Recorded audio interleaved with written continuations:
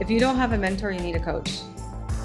And even as you progress, you should have a mentor and a coach.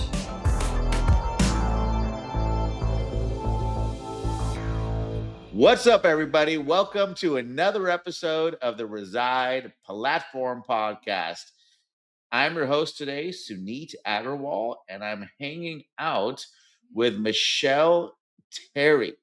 She's a realtor, she's a broker, and she's the owner of the Michelle Terry team out of Massachusetts and Connecticut. Michelle, what's going on? Hey, how are you? Good. I'm super good. So, you've been in the business for over 28 years. You must have seen a lot of cycles and crazy stuff for that 28 years. And you've consistently been a diamond level top producer. So let's get into it. For agents who are listening, for listeners who are listening, and for me, I didn't know you'd been doing this for 28 years. What's the origin story for Michelle Terry being in real estate? Oh my gosh, the origin story. Suneet, I actually came from nothing, like big zero, right? Built a house at 19 years old, right out of high school, and fell in love with that process. So I fell in love with the process of building. So naturally, I went and got my real estate license shortly thereafter and started building a big business with builders. Oh, wow. And was that in your same town that you live in now? Yeah, I live in a little community. It was in the neighboring town. So my first home was in East Brookfield, Massachusetts, and now I one town west, which is Brookfield. Yeah. Like, what are some of the things you've learned about the real estate agent side, about the production side in the last 28 years? Oh my gosh. So some of the things that I learned is that you always have to pivot. So what you know today, what's working for you today may not be the same system and process that's going to work for you next year. You really have to pay attention to the market, pivot to where the market's going. I remember having to pivot to short sales and become the best short sale agent back in the mid 2000s. Oh, wow. Yeah. So, like that pivot, what did you do to pivot? Did you get some education? Did you figure it out? Did you take a course? What did that look like? 'Cause I think that's so important. Oh my gosh. So yeah, when I started out in the business, it was all new builds. It was new builds and anything under the sun, but that was my primary focus. And being a developer myself, that was a big part of my business. But as the market started to slow down in the mid 2000s, people were struggling. And in my area, I live in this small country area, and we service about 15 towns and two major hubs. But here in this area, people didn't know when people were struggling, they didn't have answers. Agents didn't have answers. Back then, I went to Delaware and took the CDPE course and learned all about short sales. I brought it back to my community, and I still do things like that today. Go out, look for what's new, learn the material, and bring it back into my community and really leverage that. That was a big deal for me back in like 2008. And I would say that I probably did about 100 short sales in a year. We ended up breaking into that marketplace and buying a bunch of flip properties and rental properties while we were doing those short sales. So that's a real coachable moment. And I moonlight as a coach. Or you saw an opportunity and you probably heard about the short sales happening in other places. So you traveled somewhere, learned about it, and came back. Right. And that's so good because, and the pivoting is so good because don't you think that people just keep on trying the same old shit even when it's getting hard? Yeah. Yeah, and there's a lot of it happens in our industry. I've seen it over and over again. When it's time for us to make a pivot, and Cindy, you know we're going to make a pivot right now, right? Things are changing in our worlds, and the agents that pivot will do really well, and the ones that don't will probably be out of the business. I've brought in probably more than 120 real estate agents into this business, and it created some competitors, created some longtime team members, and I've seen a lot of people just give up too and not pivot and not really dig into what the needs are for today's market and leave the industry. And then, like, I remember when I first was in my first office, there was like some like more older school agents, right? And they were still trying to do the same thing that had worked. Like they were still trying to do short sales in like 2016, right? And they were struggling for business because there wasn't many short sales by that point, right? They were still like chasing the old REO asset managers when the asset managers barely had anything to do. So I think that's for everybody listening, right? And that's how we met, from you joining the Reside platform because you saw something and you wanted to be educated. So you went to that room, right? We were talking before we started about going to the KFR event, right? I think it was the first time we met in person, right? Because you saw that recruiting our you saw that we had a different vibe with the recruiting than like the typical, and you went in. But let's talk about coaching too, because I know that you have a lot of experience there. What's your journey from being coach to being a coach and to where you are now look like with coaching? Yeah, so coaching was always important to me. I remember being a young agent and I went over to the Buffini and Company, right? Learned all about notes, relationships and whatnot. So that, I started out there. So the coaching has always been a big part of my business. And from there, I elevated to another company that really focused on systems and processes. I did that for quite a while. And that was started with that company in 2017. Really wanted to develop systems and processes, but what really attracted to me to Reside was the action taking. You know, a lot of coaches will talk about stuff and tell you what to do that, and sometimes they're not doing it. They'll tell you what to do. But I watched everybody through Reside and this community. I watched everybody actually taking massive action, and that was resonating with me rather than telling somebody to do something that you're not even doing yourself. Totally, totally. Thank you for that compliment. That is a huge compliment. That's something that I'm serious about is taking action, right? Like you've heard my origin story. I could still be spinning my wheels on some bullshit if it wasn't for the action taking environment that I put myself in. When do you think is a good time for anybody, maybe not even in real estate, to explore getting coached? Immediately, right out of the gate. If you don't have a mentor, you need a coach. And even as you progress, you should have a mentor and a coach. Absolutely. What do you think is the difference between a mentor and a coach? Well, a lot of times a mentor is giving from their heart. They're just helping. They'll help when they can. And coach will have a direct system to be able to put you on a path of progression. And that's just it's what they do. It's there's a system built around it where a mentor is just answering some questions here and there. They might help you if you call, but there's really not a direct path. Yeah. So I mean, like, and I'm sure you can remember some big mentors in your life. I can too, and I've had them through different iterations of different things I'm doing. Right, like sometimes, and even a coach. Like a coach could be a therapist.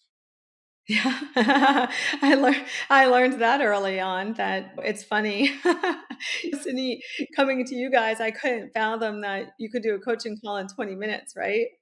Until I understood that if your coaching calls are directed around action, they shouldn't take more than 20 minutes. Now Yeah, sometimes they I'm shouldn't take I'm more asking than for 10.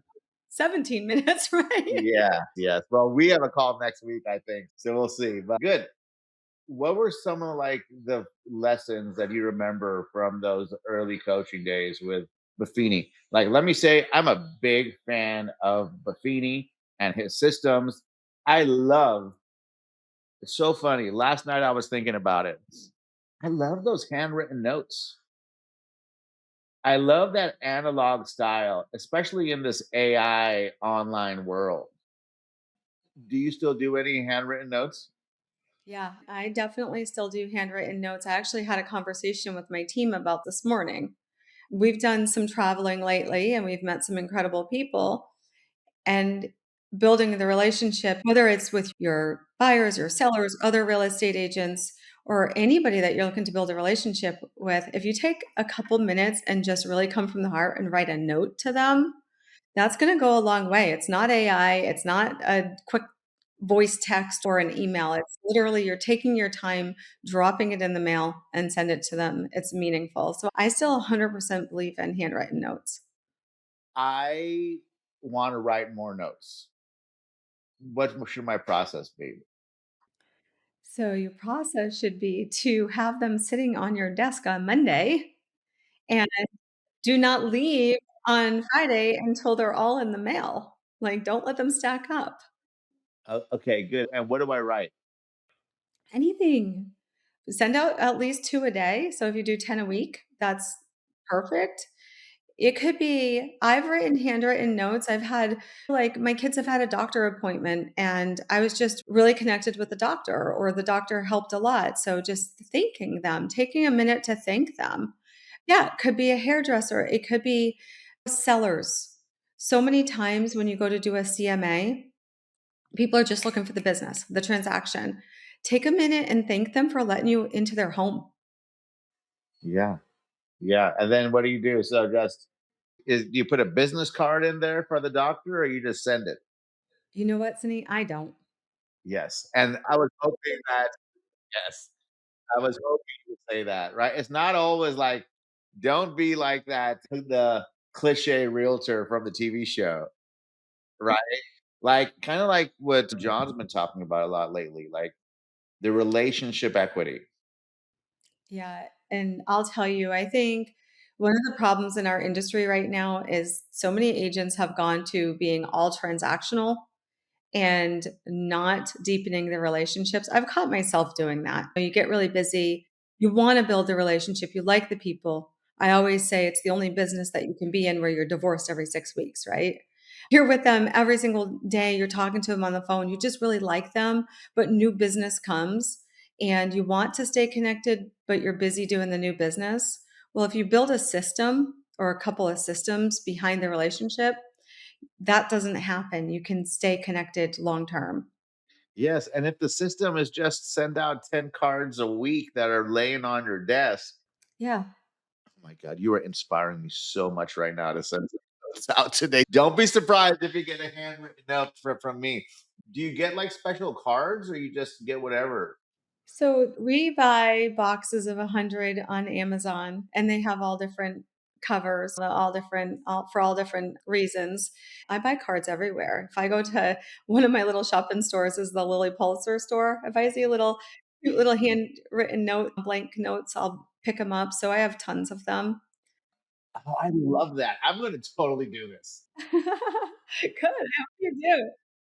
Hold me accountable because, and I'm saying it live for everyone to listen to. I will be sending a handwritten. Now I'm getting anxiety, but I will send 10 cards a week. Yes, Okay, absolutely. well, I'm gonna be checking. So 10 cards. You that means you should have 4 by the time we get on our coaching call next week. Okay. Okay. I will do it. I will do it. So you are a disc profile certified trainer. Yes. Well, how did that come about? Because I think back in the or maybe a decade, 20 years ago, the disc profile was talked about a lot. I feel like the talk about the disc profile has diminished now. And mostly because I don't know, it's hard, right? Like it's not like something you can just read a book and learn, right? So how did you become a disc? What got you interested in becoming a disc certified trainer? You really want me to tell you that? Yes. Okay. All right. So I'll tell you how I became a disc certified. So what really happened is I'd hear about it and I'd read a couple books about it and it was intriguing to me. So I was approached by someone who is in he was a this Commodore for the state police and he was teaching disc. So he approached me and said, "Hey, can we do a certification class?" And I'm like, "Absolutely." He's like, "I'm only going to charge you what it costs me to do the disc assessments, but let's do this big, huge class." I do this big, huge class. I fill the room, pack the room. So neat. Then the bill came. And I looked at the bill and I'm like, "Are you shitting me?" He was like astronomical. I wasn't expecting that. So I really loved the material. And then I'm like, okay, well, I have all these tests that I did. I'm just going to go out and do this myself.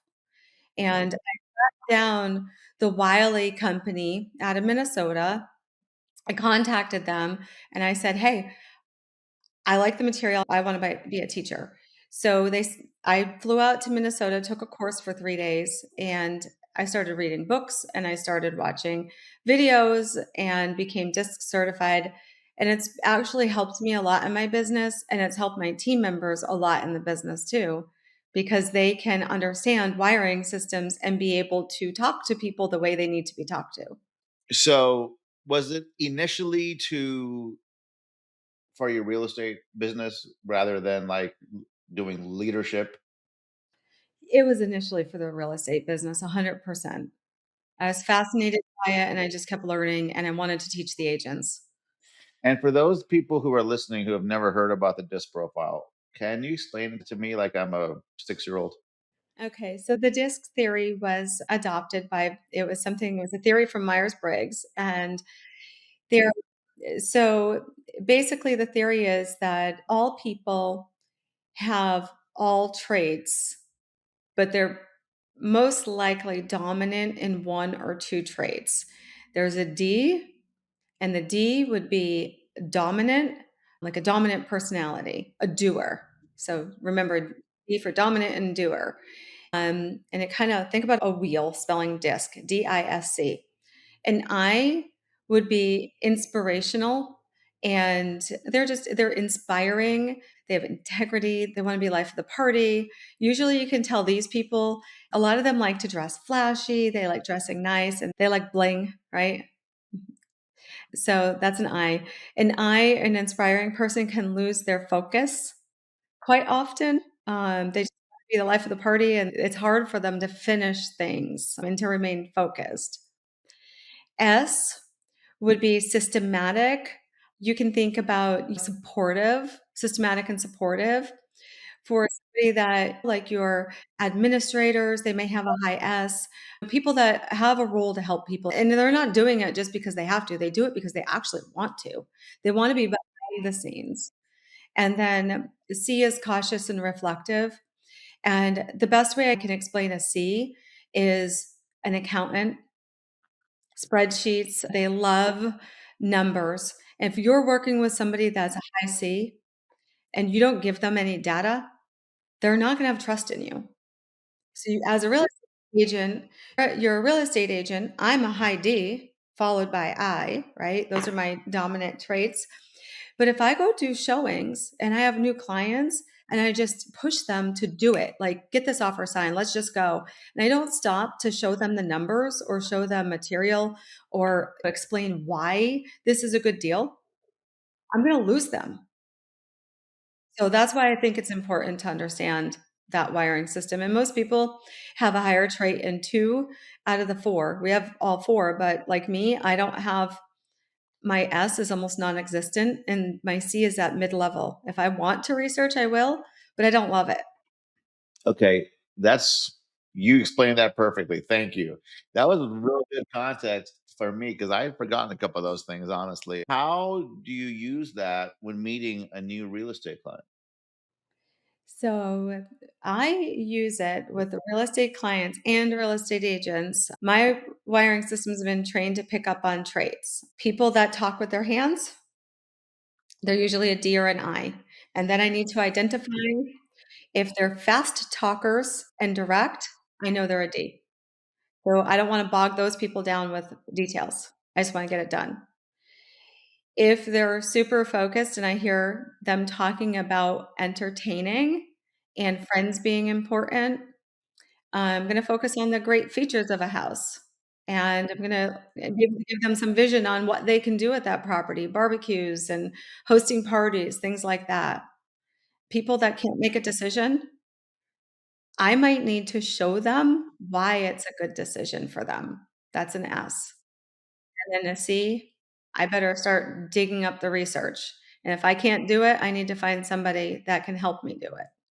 Wow. So within that first meeting or within that first phone call, you're looking for signals. You're probably subconsciously doing it now, right? It's not like an intentional thing, like, well, let me see, this person said this, so they're this. You can just pick it up. Yeah, you just know if they what their needs are. If they start asking you for electric bills, they start asking you for solar contracts, electric bills, they wanna know how much other utilities are, ages of everything. I know that they're a high C, and I know that I need to make sure I have all the details ready for them. Wow. Wow. And if I don't have it, they don't wanna work with me.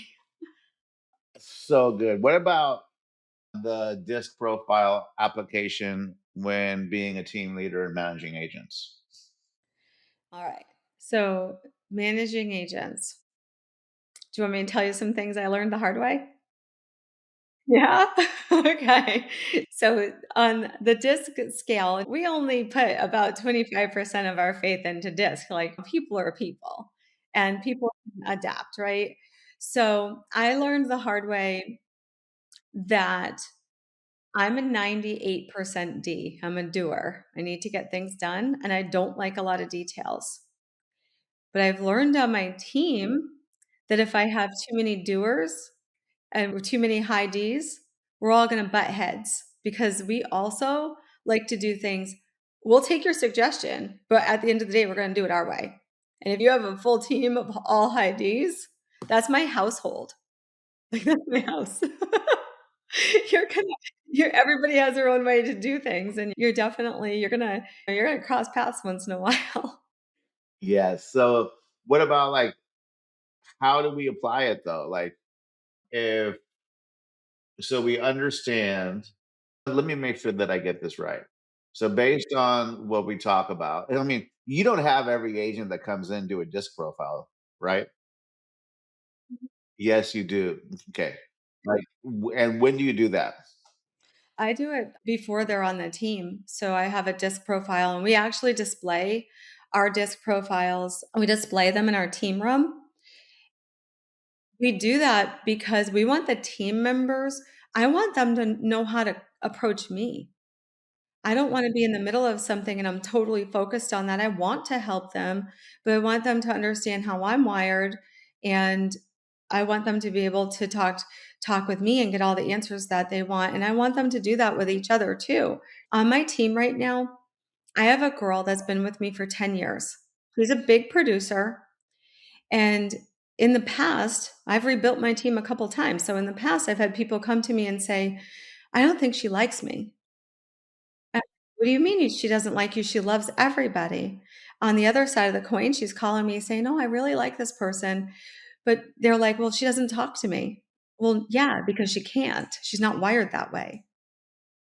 So if they have their profiles with their wiring system displayed, I would send someone to the board and say, "Why don't you go read her disc assessment and you'll understand why you feel like she doesn't like you. She actually likes you a lot." Wow. That's so good. You have them displayed as a reference. Brilliant. Brilliant. Man, see? So you got me working on the cards. Now you got my brain going on disc profile. Man, you're giving me homework part of the weekend. If an agent or team leader wants to learn more about disc, where should they start? So I think you can Google. There's links on the Wiley Company site. I would just Google it. There's a lot of online assessments. There's a book. The very first thing I did when I was interested in disc is I read a book. It has a purple color, a purple cover, and it's called Personality Profiles. Personality profiles. Yeah, and that broke it down in a really easy way. I would read that book, and then there's a lot of resources in the book so you can get more information. Okay, well, I'm gonna write that down right after this. Personality profiles. The disc. Mhm. Yeah, and that's just another example, like, which I'm loving to learn about you is short sales were something that could increase your business. So you went somewhere and took a course. Disc profile, you saw an opportunity to get better at your business. So you went somewhere, took a course, and then became training and then started teaching the course. Right. That's super good. Right. And that's how you pivot, which is full circle from what we started, is the constant education. What other, like, skills, like the disc, like even short sales, do you think agents, would you think people, I'm not going to just leave, say only agents, do you think people should be thinking about in today's environment, market, world, however you say? So I think in today's market, it's really important to understand today really finance options. We just went we just went through Q1 and it was a tougher market. I'm in Massachusetts. Yeah, I'm in Massachusetts. I've been in the business since 1997, and, our Q1 our Q2 is looking awesome. Our Q1 was difficult, and being able to take a buyer and understand 2-1 buy downs or some different programs where they can maybe there's like an ARM program that they're doing. So, I think agents really should understand different finance options, and that's pretty important today.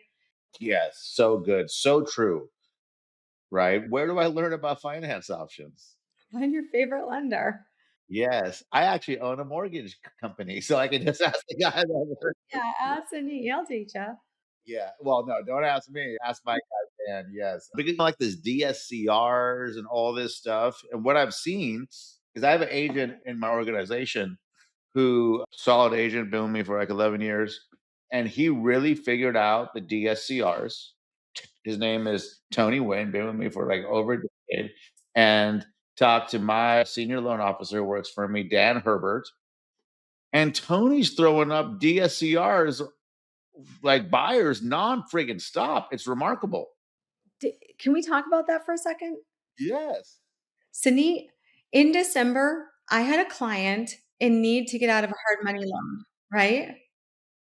So, I have a client in a need to get out of a hard money loan. They're gonna be matured very quickly, and we haven't it's not ready to be sold yet, but he's freaking out because his hard money is coming up, and they're not gonna extend. It's a good reason to freak out, right? Yeah. So I'm sitting down and I'm going to chat. So I'm going in, I learned this from you, right? I'm going into chat and I'm saying, what options does he have? Like, I'm going to list this house. What options does he have? I find the DSCR loan. I find that he's an investor. I find that DSCR loan and I'm like, holy crap. Never knew that they existed. We flipped his first property into a DSCR super quick. He had the equity, he had the equity, he had the rentability, and we were able to flip him over to DSCR. So that's December, and if we fast forward, I'm helping 2 more clients use DSCR right now with some of their investments. Awesome. Yeah, and it's just the way it's great options. And I love what you said. You went in a chat GPT, right? So how important do you think AI is in today's world? I think that I think it's incredible. And I think that if people are not adapting to AI, they're going to be left in the dust. And that's probably the biggest pivot that we need to make in our business. Yeah. So what do you do with AI in your business besides look at use it to figure out loan options for people? Everything. You give me Every- two of your favorite things. yeah. So I'll talk about like the real estate aspects and team members. Okay.